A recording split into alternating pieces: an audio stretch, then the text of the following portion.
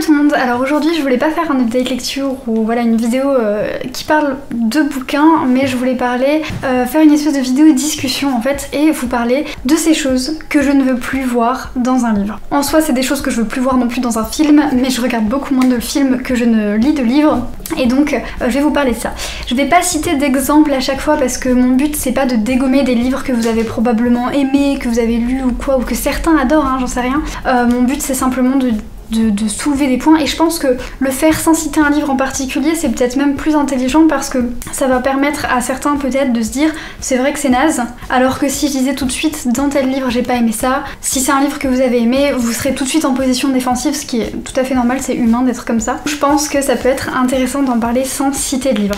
N'hésitez pas en commentaire à réagir à ces choses que je ne veux plus voir dans les livres et à me citer ce que vous ne voulez plus voir dans les livres non plus. N'hésitez pas non plus à vous abonner, à liker et à partager, c'est toujours un super soutien pour moi. En tout cas j'espère que vous allez aimer cette vidéo. Alors j'ai eu l'idée de cette vidéo, déjà je l'ai déjà vue passer plusieurs fois sur d'autres chaînes et je la trouve toujours très intéressante, mais j'ai eu personnellement l'idée de cette vidéo puisque en mars ou en avril, je pense que c'était en avril, j'ai abandonné plusieurs livres qui m'ont vraiment beaucoup déçue. C'est des livres dont j'ai beaucoup entendu parler, qui revenaient souvent sur Booktube ou Bookstagram ou quoi, et du coup j'ai essayé de les lire et en fait à chaque fois je retrouvais des choses qui étaient très problématiques et c'était tellement problématique que j'arrivais pas à continuer. Et donc je me suis posée et je me suis dit peut-être qu'il serait sympa de faire une liste et de se dire bah voilà, ces choses là je veux plus du tout les voir dans un livre, c'est rédhibitoire pour moi. Et d'ailleurs je me souviens qu'à ce moment j'ai abandonné un paquet de livres à la suite, hein, vraiment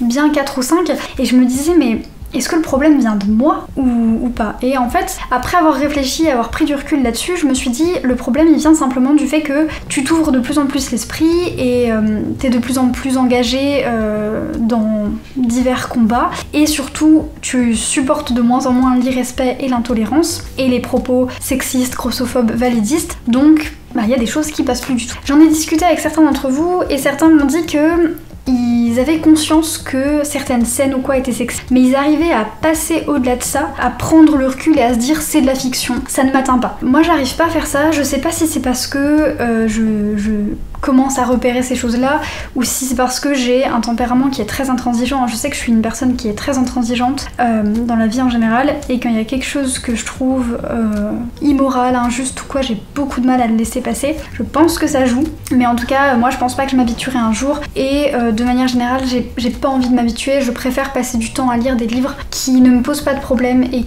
avec lesquels je me sens bien à 100%. Mais cela dit, je comprends tout à fait qu'il y ait des gens qui arrivent à quand même apprécier une intrigue et à quand même apprécier voilà, une lecture ou un visionnage ou quoi. Donc pas de... Voilà, malgré le fait que ce soit des sujets à controverse, il y a pas de jugement ou quoi et j'espère qu'on s'entend tous très bien dans le respect parce que c'est important. Alors, la première chose que je déteste et que je ne veux plus voir dans les livres et qui malheureusement revient tout le temps, c'est les situations où les personnages toxiques et du coup une toxicité qui est valorisée, qui est pas du tout montrée du doigt, qui est pas du tout réprimandée en fait. C'est totalement normal et c'est même censé être romantique. Par exemple, un livre où on vous dépeint donc une femme qui est censée être la meilleure sorcière du pays mais elle doit vivre cachée parce que c'est dangereux. Et un homme qui est justement un chasseur de sorcières, de magiciennes et qui doit aller trouver cette femme et la convaincre de le suivre. Et ce mec dit mais comment est-ce que je vais la convaincre? Et on lui répond, je vous le donne en mille, séduis-la. Alors évidemment le seul moyen d'inciter une femme à nous suivre c'est de la séduire, c'est bien connu. Parce qu'on n'a pas de cerveau et on a juste une petite libido qui, quand elle voit un homme bien foutu, n'arrive pas à résister, c'est bien connu, c'est bien connu. On peut pas du tout nous corrompre avec de l'argent, on peut pas nous corrompre avec des arguments irréfutables, on peut pas... Non, forcément il faut qu'on soit séduit. Donc ça déjà, c'est quelque chose que je trouve énervant, de penser que la femme, elle doit forcément être séduite par l'homme. Ils sont vraiment tombés amoureux dans cette histoire. Mais pour le coup là, je résume une histoire en particulier, mais c'est comme ça tout le temps. Le mec ment à la nana et finalement il tombe quand même amoureux et quand elle se se rend compte qu'il lui a menti, elle est super pas contente. Il va se passer n'importe quoi, l'un des deux va être en danger, l'autre va le sauver, et là ils vont retomber amoureux et se dire c'est pas grave, tous ces mensonges, on va vivre heureux. Rappelons quand même que le mec est un chasseur de sorcières et que elle, il lui a menti, il s'est servi d'elle. Donc ça fait quand même plein de raisons de pas sortir avec. Et en soi, c'est un schéma qui se répète tout le temps, les amours interdits, les opposés. Et moi je trouve que ça encourage juste les relations toxiques où on ment et on pardonne après, on trompe et on pardonne après, on fait du mal à l'autre mais on pardonne après. Non, si votre partenaire vous ment, si votre partenaire vous empêche de faire des choses librement, si votre partenaire vous fait du mal, vous trompe,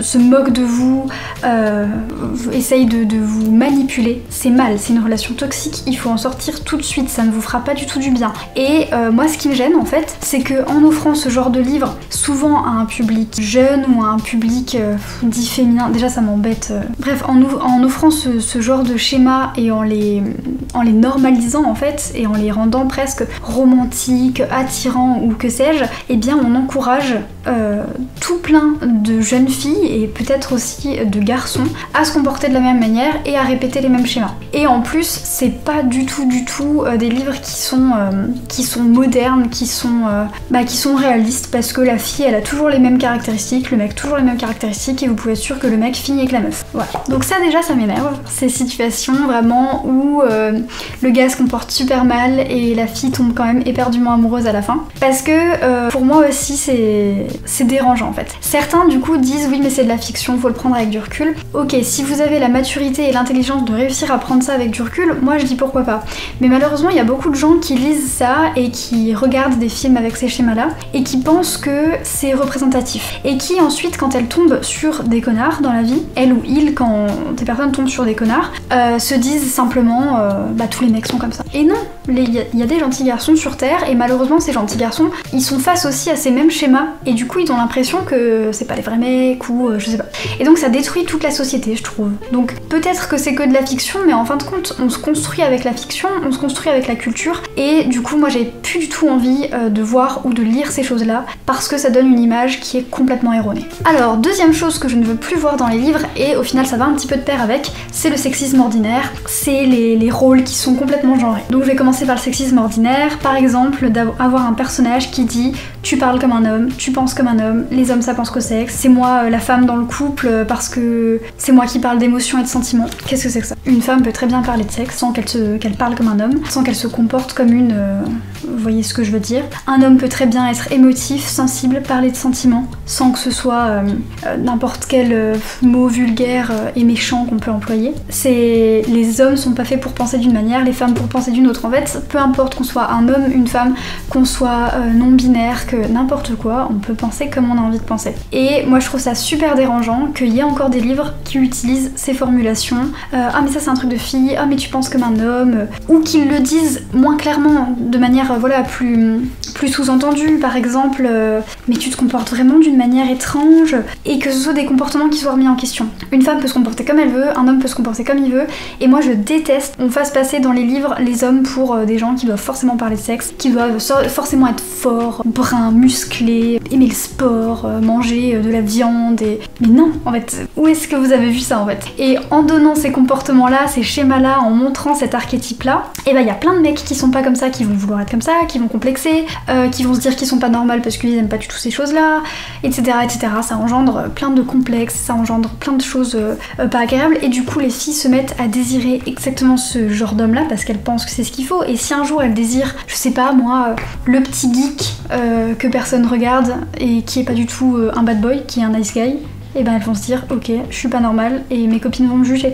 Alors que non, c'est trop bien les geeks, c'est trop bien les nice guys, ok. Pareil, les rôles genrés pour les femmes, elle est censée être bien foutue, elle est censée avoir des cheveux longs, elle est censée être végétarienne, et encore, ça c'est dans certains livres puisque je vais y venir après. Elle est supposée être douce et gentille et rigoler, et les premières caractéristiques quand on décrit un homme, c'est fort, courageux, et quand on décrit une femme, c'est belle. Et j'ai vu ça aussi, j'ai lu un roman d'amour il y a pas longtemps. La fille lui disait tout le temps oh t'es drôle, oh t'es intelligent, oh t'écris bien, et lui tout de suite oh tu es belle, oh je t'imagine comme ceci, oh nanani.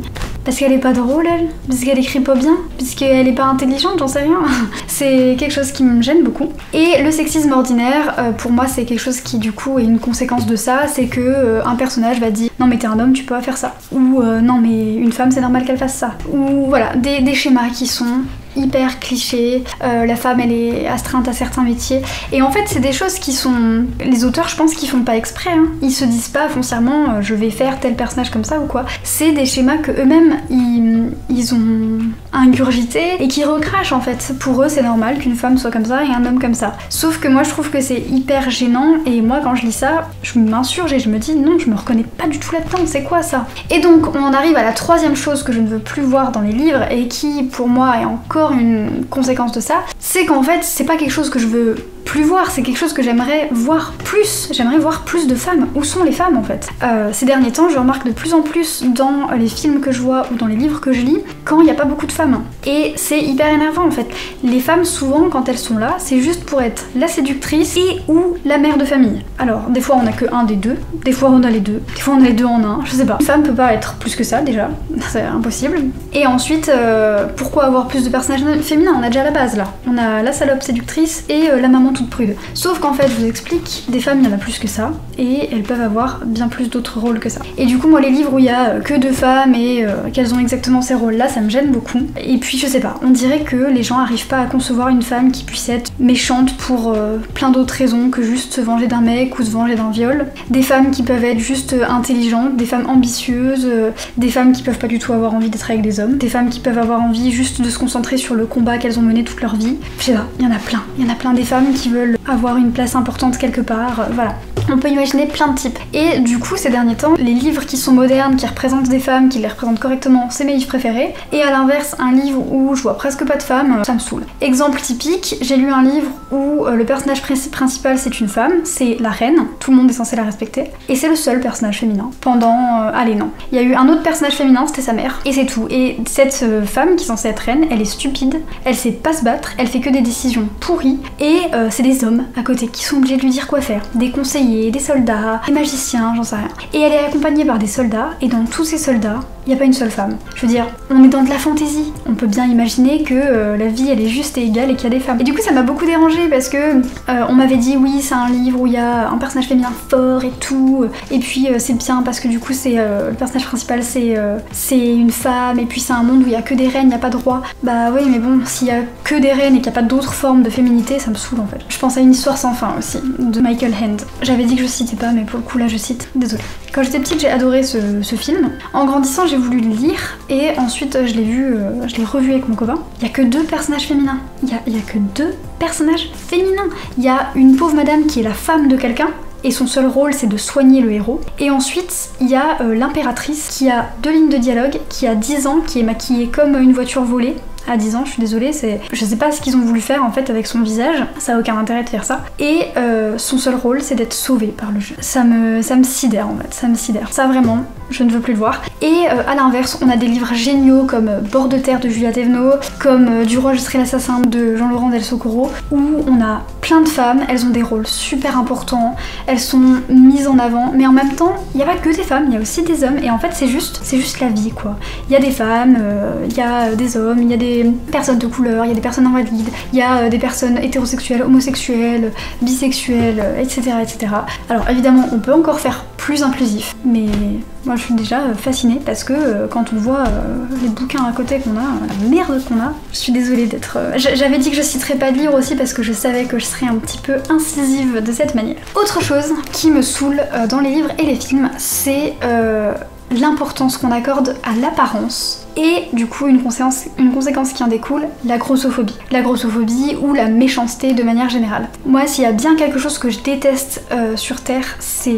Alors, il y a deux choses en fait. L'hypocrisie et la superficialité. C'est des choses qui m'énervent. Mais quand je dis superficialité, c'est pas forcément une personne qui va s'intéresser à la mode et à son physique. Ça, pour moi, non, c'est pas quelqu'un de superficiel en soi. C'est... je trouve ça important de faire attention à soi, à son physique, et puis la mode, c'est une passion comme une autre. Ce que j'appelle superficiel, c'est quelqu'un qui va critiquer les autres sur leur physique et leur apparence pour des raisons complètement bêtes. Ça je déteste, c'est vraiment rédhibitoire pour moi. Et d'une part, dans les œuvres de fiction, on a souvent des descriptions de personnages qui sont très archétypales. Hein.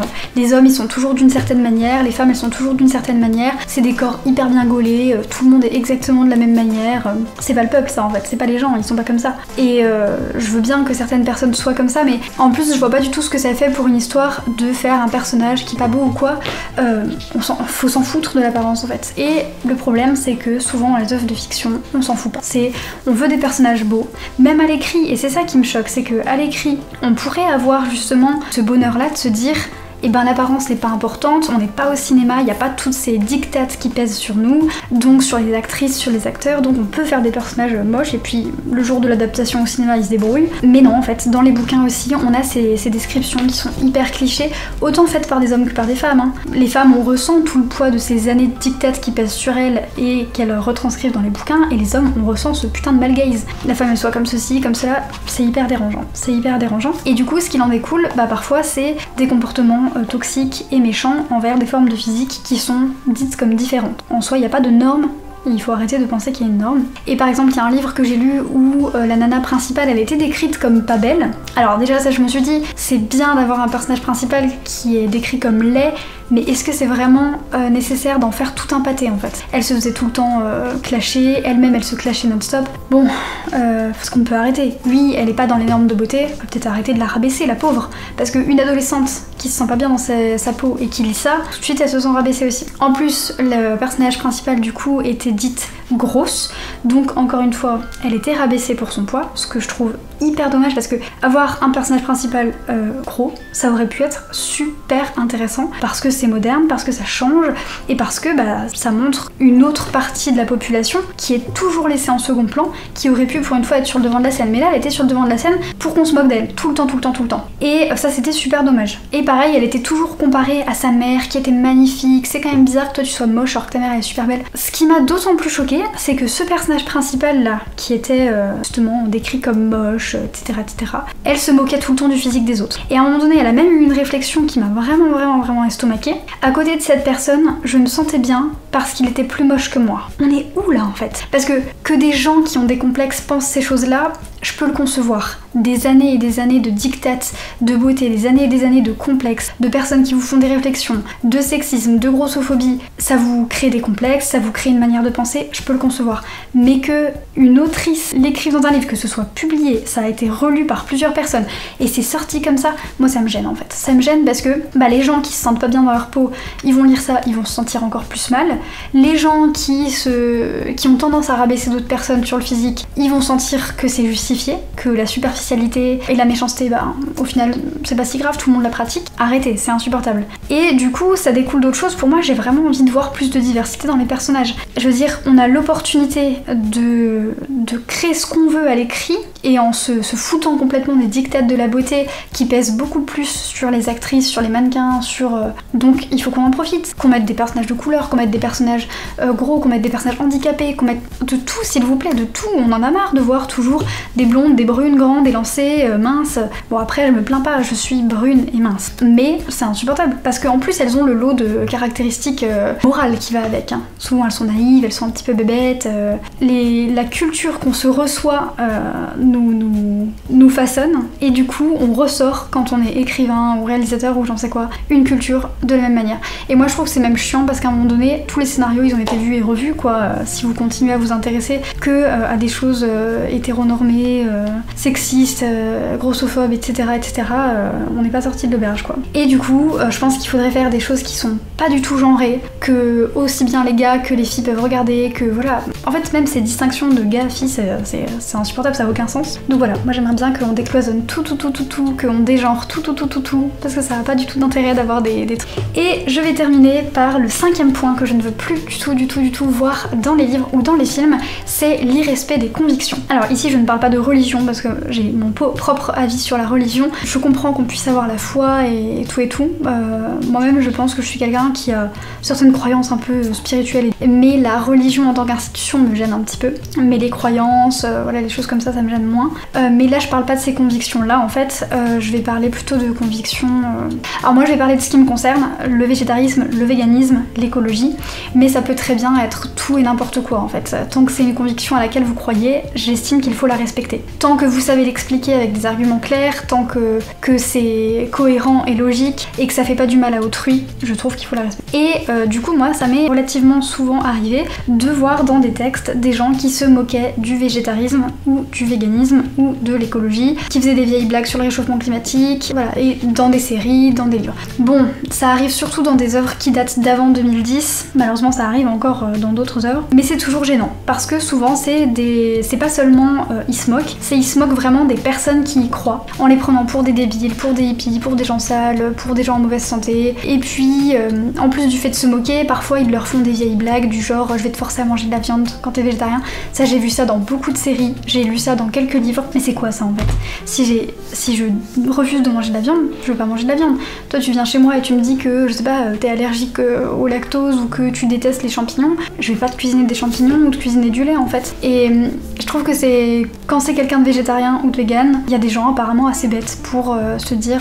et c'est pas apparemment, en fait, il y a pas que dans la fiction, hein, malheureusement j'en ai déjà vu en vrai, des gens qui sont prêts à faire manger à ces gens des choses qu'ils veulent plus manger pour des raisons éthiques, écologiques ou de santé, et je trouve ça absolument insupportable, parce que le mettre dans des œuvres de fiction en plus, ça le cautionne, ça dit allez, c'est drôle, c'est une blague, sauf que non.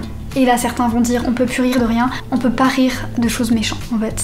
Quand c'est méchant, c'est pas drôle. Et pour le coup, faire manger de la viande à quelqu'un qui a décidé de pas en manger, c'est pas sympa. Surtout qu'en plus, ça peut parfois rendre les gens malades. Moi je sais que j'ai pas mangé de viande depuis très longtemps et quand ça m'arrive d'en manger sans faire exprès, je sais qu'une fois ça m'était arrivé. J'avais commandé un truc et il y avait de la viande dedans et je l'avais pas vu. Le soir j'ai été malade comme un chien. Et parce que mon corps le supporte plus et mon cerveau pareil, parce que maintenant ça me dégoûte. Et de la même manière, le lait, mon corps il est plus du tout apte à le digérer, donc si j'en consomme, ça passe pas. Et du coup ça peut rendre les gens malades. Et en fait c'est quelque chose qui m'énerve tout simplement parce que c'est des convictions, il faut les respecter, et de la même manière qu'il faut pas les imposer aux autres de manière violente ou méchante ou irrespectueuse, et bah les autres doivent pas nous imposer les leurs et doivent respecter les nôtres. Et du coup ça me fait vraiment de la peine quand dans une œuvre de fiction il y a des blagues méchantes sur des minorités, ou voilà, pour ma part sur les végétariens, les véganes quoi, et qu'il y a des blagues intolérantes, qu'il y a des blagues voilà, qui sont méchantes. Quand c'est des blagues drôles ou quoi, bon à la limite ok,